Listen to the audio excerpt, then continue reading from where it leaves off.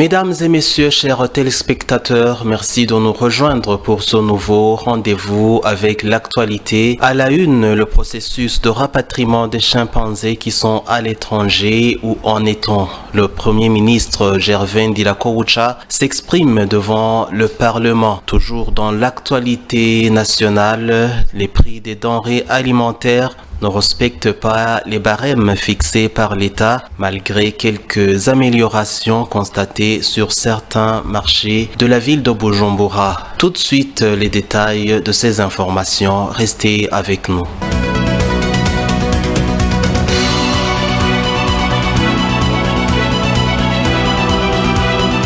Commençons avec le premier sujet. Le site qui accueillera les chimpanzés ayant été emmenés à l'étranger est en cours d'aménagement. C'est ce qu'a déclaré le Premier ministre burundais Gervais Ndirakobucha. Parmi les questions soulevées au Premier ministre Gervais Ndirakobucha lors de sa présentation devant l'Assemblée nationale et le Sénat sur les réalisations du premier semestre de l'année 2024-2025, le 10 avril, figurait celle de l'avancement du processus de rapatriement des chimpanzés du pays se trouvant à l'étranger. Le Premier ministre a déclaré que le site où ces espèces seront accueillies est en cours d'aménagement. Tu as dit que ces chimpanzés représentent une richesse importante. Ces chimpanzés avaient été emmenés à l'étranger pendant une période de troubles. Peut-être que les pays qui les avaient accueillis ont probablement fini par reconnaître leur valeur et ont commencé à en tirer profit. Aujourd'hui, nous sommes en train de discuter des modalités de leur rapatriement, notamment en ce qui concerne les documents nécessaires et d'autres formalités afin que cette richesse nationale puisse revenir au pays. Tu as également posé la question de savoir si un site est en cours d'aménagement pour les accueillir. Et oui, tout cela est en train d'être mis en place. Nous sommes en train de rassembler les documents qu'ils nous ont demandés. Comme tu l'as mentionné, certaines de ces chimpanzés erraient librement, causant parfois des problèmes de sécurité pour les habitants, ce qui n'était pas bon. Actuellement, le ministère travaille à leur intégration dans un cadre bien organisé au musée vivant où les travaux de réhabilitation sont en cours afin qu'elles puissent y être accueillies dans un environnement adéquat, sécurisé tant pour elles que pour les visiteurs. Notez que ces espèces font partie des éléments qui favorisent le développement, ce qui attire davantage de visiteurs dans ce domaine. Parlons maintenant de l'économie. Les prix des denrées alimentaires ne sont pas respectés conformément aux tarifs fixés par l'État, même si certains sont appliqués dans certains marchés de la ville de Bujumbura. Reportage signé Raphaël Nyandkui. Malgré la fixation du barème des prix des produits alimentaires qui composent le panier ménager du 27 mars 2025, les prix de certains produits ne sont pas respectés, comme nous l'avons constaté au marché de Kotebu. Par exemple, nous pouvons citer certains d'entre eux. 1 kg de riz local se vend entre 5300 et 5500 francs, tandis que le prix fixé est de 4000 à 5000 francs. 1 kg de haricots mélangés se vend à un prix de 3200 à 4000, alors que le prix fixé est de 2500 à 3500 francs. Les petits pois frais se vend à 14 000 jusqu'à 15 000 francs par kilo, à la place du prix fixé qui est entre 3 000 à 6 000 francs. 1 kg de la farine de maïs industrielle moulue est à un prix de 4 000 à 5 000, tandis que le prix fixé est de 3 000 à 4 000 francs. Les tomates fraîches se vendent entre 3 500 à 5 500 francs par kilo, alors que le prix fixé est de 2 000 à 4 000 francs. Le prix d'un kilo de patates douces locales est à 2 000 francs, alors que le prix fixé est de 700 à 1300 francs. Les pommes de terre se vendent entre 2000 à 2500 francs par kilo, tandis que le prix fixé est de 1000 francs à 1800 francs. 1 kg de manioc frais est à 2000 francs, alors que le prix fixé est de 1000 francs à 1500 francs.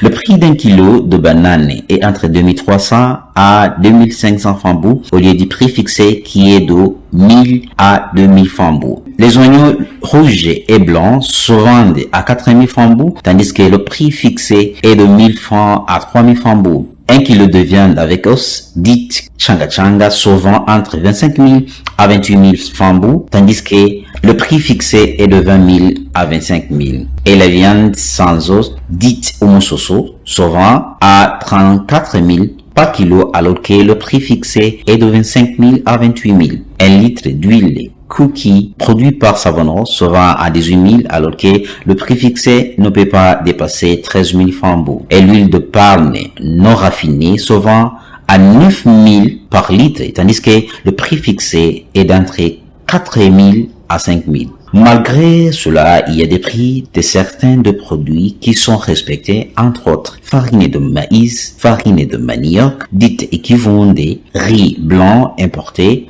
petits pois sec, local et du sucre importé. Sachez que le ministère de l'Intérieur, du Développement communautaire et de la Sécurité publique a récemment publié lundi 14 avril 2025 un communiqué appelant les gouverneurs des provinces à prendre des dispositions nécessaires pour le respect des prix fixés. Dans la perspective d'atteindre la vision du Burundi, pays émergent en 2040 et développé en 2060, le secteur du tourisme joue un rôle majeur, c'est ce qu'a déclaré Jacques Bigirimana, directeur général du tourisme au Burundi. En vue d'atteindre la vision du Burundi, pays émergent en 2040 et pays développé en 2060, Jacques Bigirimana, le directeur général de l'Office national du tourisme au Burundi, lance un appel aux jeunes Burundais à s'intéresser à ce secteur.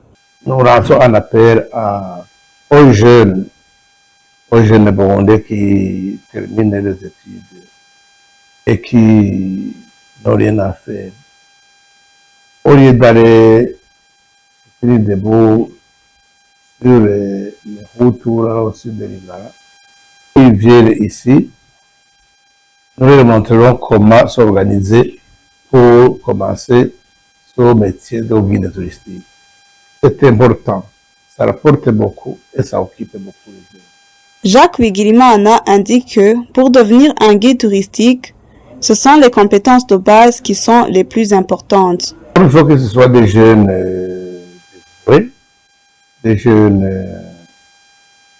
actifs et intelligents, qui savent très bien parler la langue française et anglaise, voire même le swahili, parce que les touristes parlent ces trois langues. Notons que l'État et certaines organisations du PNUD sont prêts à prêter main forte afin que les guides touristiques soient formés comme il le faut. Des progrès notables ont été réalisés en matière de transmission de l'information aux journalistes par différentes institutions, a indiqué le président de la République, Évariste Ndayishimiye. Le point avec Jules Verne Nakiman. Ibinyamakuru by'ugwaruka byabaye ishure barumvise za mpanuro nataga ko ibinyamakuru ubu tugiye kubona ari ishure abarenze imyaka 55 amakuru yabo nayo kubika ugwaruka nabwo amakuru yabo nayo kwigisha iterambere kuvuka mwebwe muvuga umwana yavutse uyu mwana turazoba incabwenge ari mwiki twamubonye ariko aratwenga amazi amezi abiri mwe nivyo kubera mubona imbere muza muratanga ama interview mutanga abantu batanga témoignage. Les médias des jeunes sont devenus aujourd'hui des formateurs. Ils ont suivi mes conseils. Contrairement aux journalistes qui ont pris le 55 ans, la plupart d'eux, l'actualité était comme des communiqués d'ODC. Mais vous, les jeunes, vous voulez la renaissance économique, car vous êtes des visionnaires. Il faut aussi donner des occasions aux personnes qui font des témoignages. J'ai constaté pourquoi il y avait des conflits entre les journaux et les cadres de l'État. C'est parce que nous sommes des fautifs. C'est difficile de demander de bonnes choses à un fautif.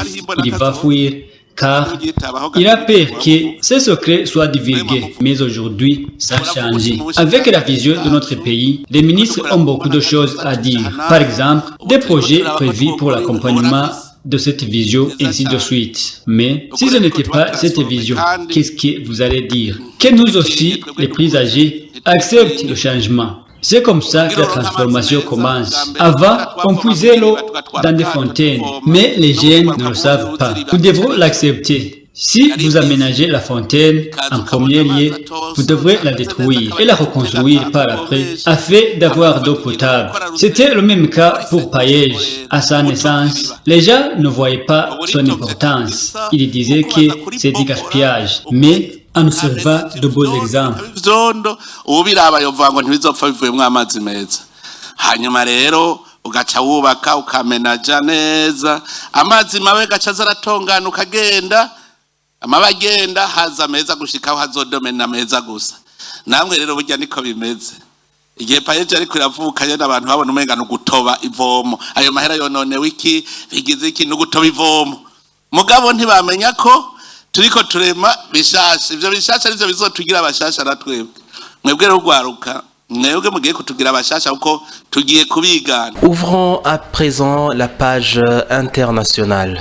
Joe Biden s'est livré mardi 15 avril à une attaque en règle de son successeur Donald Trump dans son premier discours public depuis qu'il a quitté la Maison-Blanche le 20 janvier dernier. Depuis Chicago, l'ancien président américain a défendu les aides sociales lors d'une conférence consacrée à la sécurité sociale devant une assemblée de défenseurs des Américains en invalidité. Il a accusé la majorité actuelle et ses soutiens de vouloir prendre aux pauvres pour donner aux riches, s'attaquant aux aides sociales, notamment à la sécurité sociale, agence fédérale notamment chargée de distribuer les retraites publiques ou les pensions d'invalidité à 68 millions de bénéficiaires. En février, l'administration Trump a nommé temporairement un expert antifraude à la tête de la sécurité sociale. Elon Musk, chargé par Donald Trump d'une cure d'amaigrissement de l'État fédéral, affirme que de nombreuses fraudes minent le fonctionnement de la sécurité sociale, avec notamment plusieurs millions de bénéficiaires âgés de plus de 100 ans, sans avancée de données détaillées et publiques. De nouvelles attaques ont ciblé mercredi l'institution pénitentiaire, avec notamment l'incendie de 3 véhicules dans un parking sécurisé de la prison de Tarascon,